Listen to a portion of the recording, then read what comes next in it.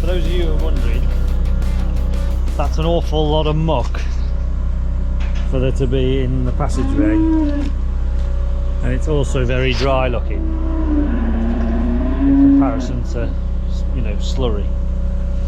But this was an experiment. I went and emptied a muck trailer, a horsey muck trailer, the other day, and a friend of mine does it. He tips it in his cattle passageways, because sometimes the horsey muck you can get is very, very dry, and it's mostly wood shavings or pro bed, which I think is chopped rape straw,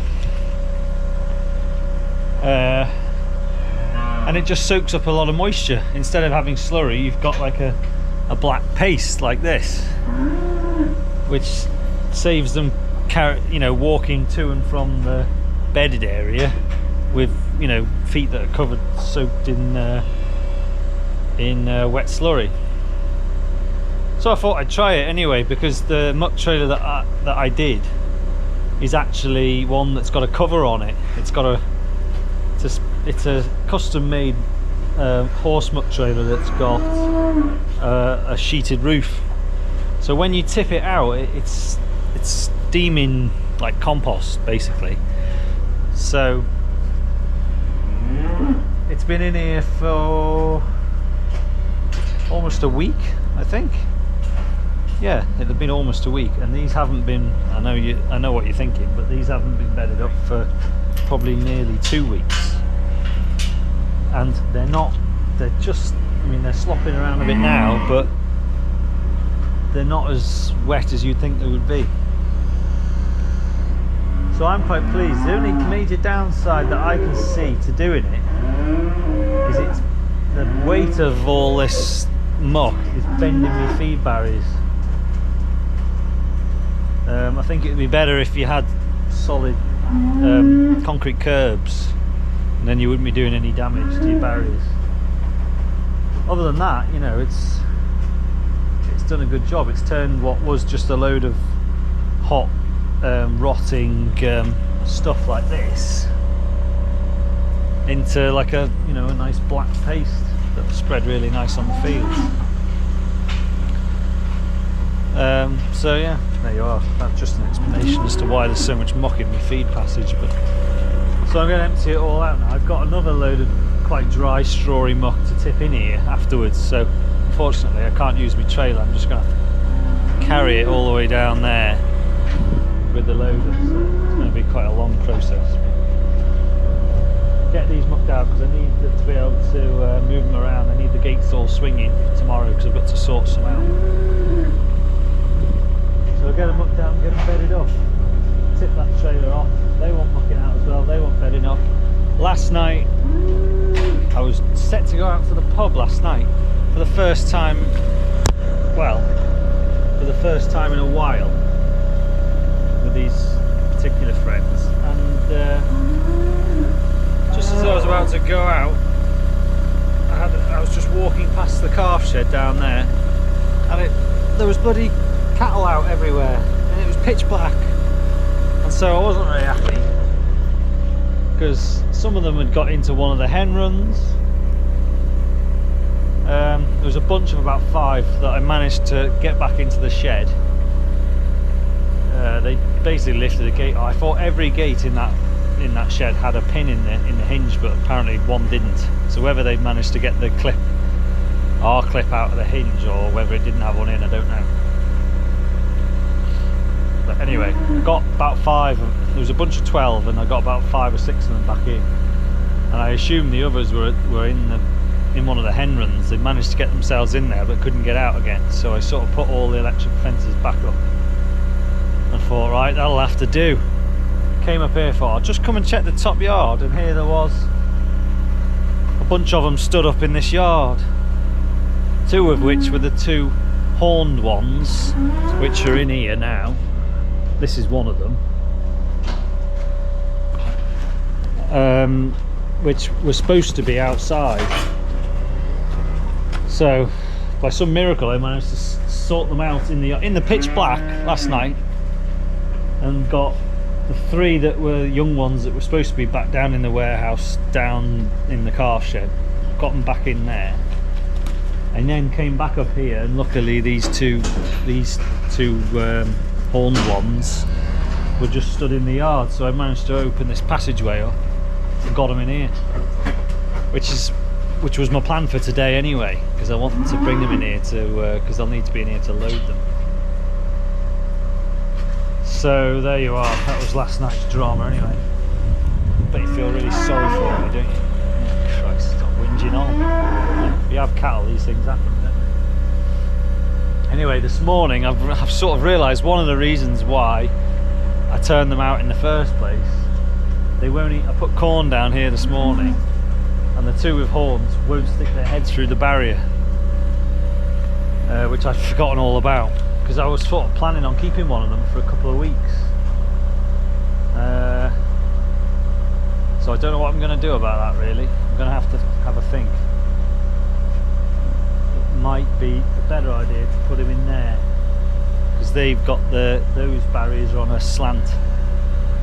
So it's not that they can get their heads through if they tip them to one side, but because obviously they're very nervous, because obviously if they back in a hurry, they bang their horns, they can't get out, and I think that, you know, not being able to get out makes them a bit nervous, so they're very reluctant to come and eat this, so they wouldn't come and eat corn, which is no good at all. Luckily I think one of them is going to go tomorrow, but the other one I was going to keep for a couple of weeks, so yeah, I might put him in there with them, and maybe switch one over, I don't know. Oh, there's always something. There is always something with cattle. Try not to mix groups, you know, to avoid them fighting, but sometimes you just end up with too many in a pen, and, you know, not enough in others, so it's unavoidable.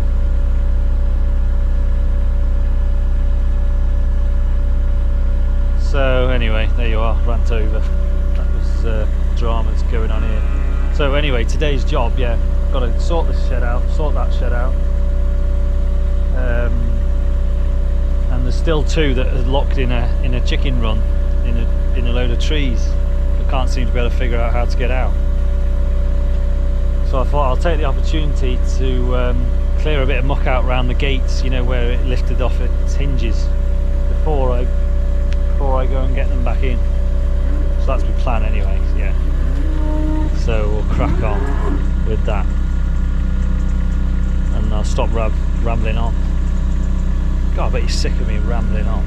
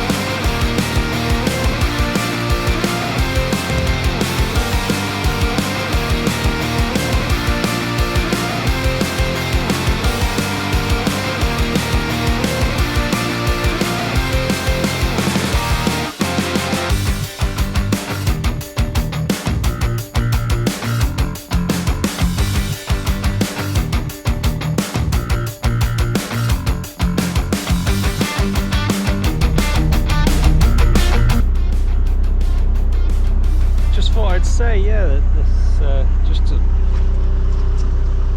emphasise how much rain we've had. Like, I plastered this little field here. It's only about 1.5 acres. Plastered it in muck. Well, I'd say less than 3 weeks ago, 2 weeks ago maybe. And you look at it now, I mean, I'm sure you'd be able to see if you had to walk across it, but from here, you wouldn't know I'd put any muck on it. And I don't think that's from the grass growing, I think that's from the amount of bloody rain we've had. Makes you wonder how much of the feed value is still there, or has it all washed away? Is all the nitrogen washed away?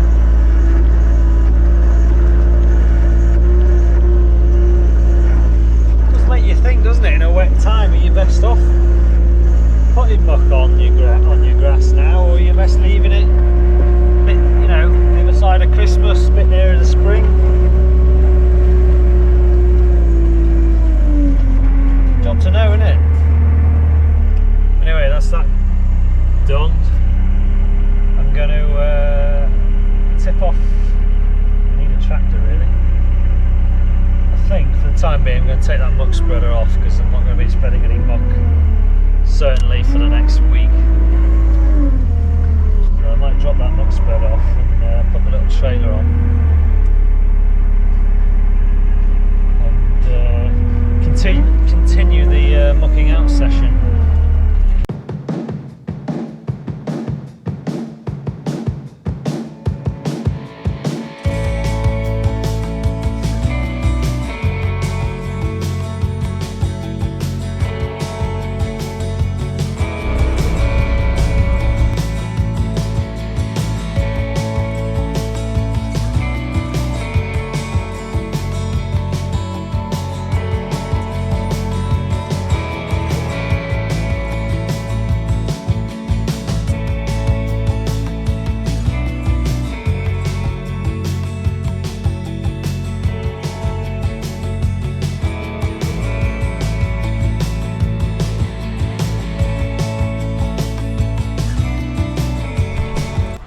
Yeah, just didn't film it, but just lifted that flag there because it's really wobbly, like it was high in the middle. So I just lifted it up and pulled, and there was little bloody roots. Look. So there's no trees that side, so the nearest tree is there outside. And just to give you context of how far the roots have come. There's the tree, and the flag was halfway where my finger is, halfway into that shed, you know, into the third bay. So yeah, I was just surprised actually. I mean, I suppose it's obvious. I mean, the roots are coming in here, and you know, they're just looking for water, I suppose. And when they can't find it, they're just going to keep going, aren't they? So, and maybe, you know, now that they've got cattle in here, they've found water, and you know, they're swelling up. Yeah. Anyway, it's not ideal, is it? But anyway, I've just taken this strip of muck out because this gate's starting to bend a bit. Just to buy myself a bit of time really with this bunch in here. They will be going into the top yard before Christmas, I would have said, but while there's still two outside, I thought I had some gates in there anyway to sort them out last night. I thought I'll just lock them away, muck a bit out here, and now I'll move them back into this one and take a few scoops out the end, because it's that end gate that they lifted off their hinges because I think there was a lot of muck pushing against it. But it needs a clip in the hinge as well, an R-clip in the hinge, or a pin. I'm sure it had one in, but there's not one in it now, so right, I'll get these moved over.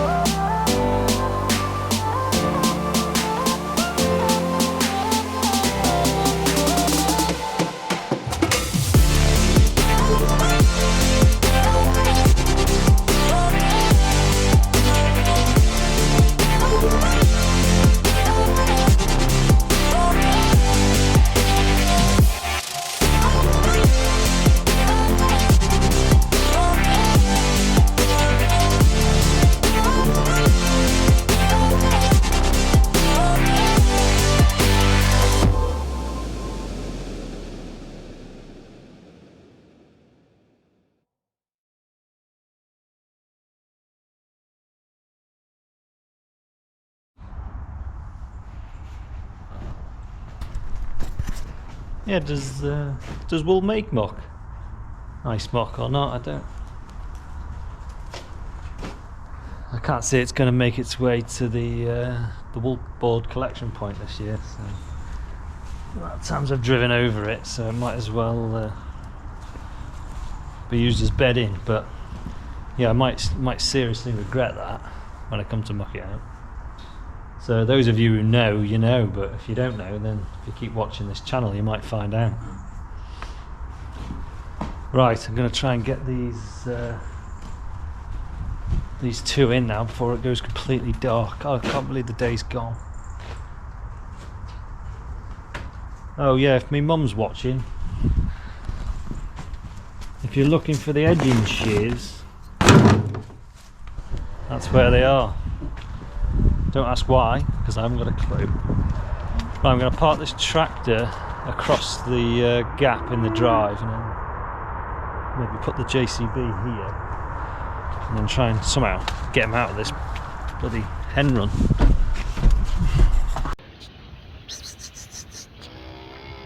Come on!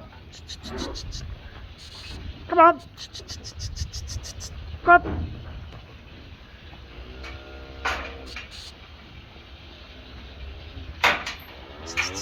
Come on!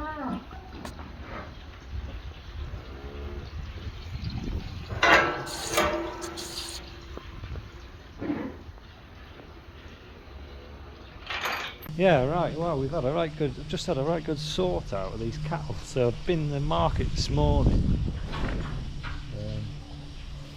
Got up early. Well, I got a load of me egg sorting done last night, so I worked late and got up early and got to market for about 6 o'clock this morning with 4 of these. In the end, I decided to take the 2 that were outside with the big horns, because I was going to keep one for the butcher, but it was no good. He wasn't going to come and eat. He wouldn't put his head through the barriers, so I thought it's not worth it. You know, I'm going to have to keep him for 4 or 5 weeks, and I don't want him to go downhill. And he looked smart as he was. It's always hard to tell when they're outside on their own, or you know, in a small bunch. It's hard to tell what they're like, but bloody hell, you bring him in here and put him with these, and he was a hell of a thing, the big one. So I was quite pleased. So anyway, I took them this morning. I've just got, well, I've been back and caught up with all my jobs, and now it's, you know, nearly going dark, but I've just had a sort out.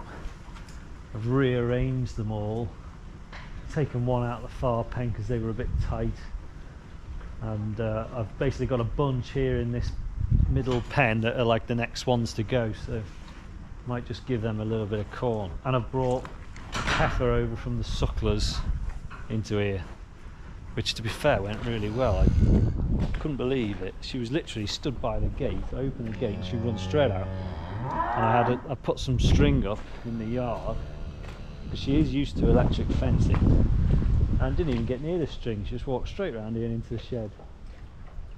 So yeah, quite pleased. Yeah, that bloody dog, that dog of mine, Camden. See him now. Come in. Well, he's gone, but bloody hell, he's a good. The other night when I was chasing cattle around in the dark, he's I mean, he's a keen sheepdog, but with cattle he's on another level. I don't know whether it's, here he is here, whether he's got a bit like more cattle training in him, in his bloodline, than sheep, because he's with sheep, in a way, he gets too far ahead of them. He's always in front of them, or he's going, you know, he's travelling faster than they are, which always turns them too early, if that makes any sense. But with cattle, you have to sort of treat cattle differently, especially if you're a dog, because they tend to kick out at you if you're behind them. And he's got it in his head. He knows exactly how to turn a cow. You know, he gets in front of it, gets at its face, you know, nips its face to get it pointing in the direction he wants it. Then he gets back behind it again. And honestly, it's something to witness, really. I ought to try and film him doing it. He's flipping brilliant with moving cattle. If you tell him to go and get in front of one, he'll get in front of one and he won't let it past him. He's just mad keen. Yeah, so I mean, in some ways I'd say he's a better cattle dog than he is a sheep dog, because like I say, he just gets a bit, he goes round sheep too early and puts them off going where you want to send them somehow. But maybe that's more of a cattle moving thing, I don't know. Anyway, I'm gonna go and see if I can sneak an hour of pressure washing in before it gets too dark, because I've been putting it off for about a week. Well, I haven't been putting it off, but I've been catching up with all my cattle jobs. I've been getting all these mucked out, and, well, you know how it is. So yeah, I'll try and take the string down now before someone comes and tries to drive through the yard. So right, yeah, I'm going to do a bit of pressure washing. The tractor won't go, so I've not got on very well. I've just been trying to bleed it, and I don't know, it doesn't seem to want to go. It's not getting the fuel to the injectors, so I'm just going to try. I've just had a look in the workshop and found I've actually got 2 new fuel filters for it, which is a bit of a miracle. So I'm going to try chucking one of them on.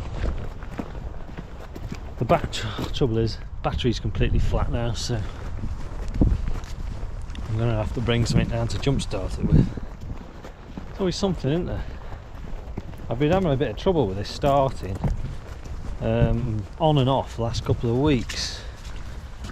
It's been alright the last couple of times I started it, but 2 or 3 weeks ago I remember trying to start it to go and do a topping job, and I had the same trouble, and I just messed around with the fuel and bled it a bit, and eventually I got it going, and when it's going it's fine.